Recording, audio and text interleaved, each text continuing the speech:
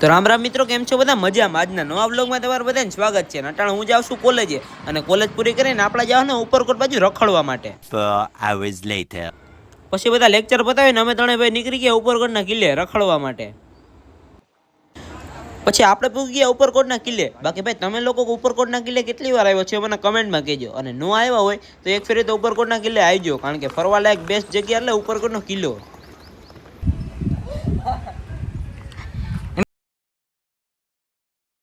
તો મિત્રો આપણે અહીંથી અંદર કૂવામાં ગયા હતા, પણ પાછા આવતા આવતા થાકી ગયા.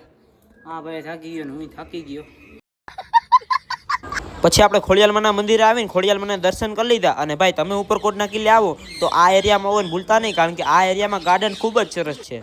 અને હા, લાસ્ટ વિડીયોમાં જેટલા પણ મિત્રોએ મને ચેલેન્જ આપ્યા છે એમાંથી આપણે 2-3 ચેલેન્જને એક્સેપ્ટ કર્યા છે. તેના વિડીયો જલ્દીથી જ ફેસબુક તથા ઇન્સ્ટાગ્રામ અને યુટ્યુબમાં તમને જોવા મળશે. અને હા, તમને યુટ્યુબ અથવા ફેસબુકમાં મને સબસ્ક્રાઈબ ફોલો ન કર્યો હોય તો મને એમાં સપોર્ટ કરી દેજો. ઓકે, આપણે તમને મળીએ બીજા વિડીયોમાં. ત્યાં સુધી રામ રામ.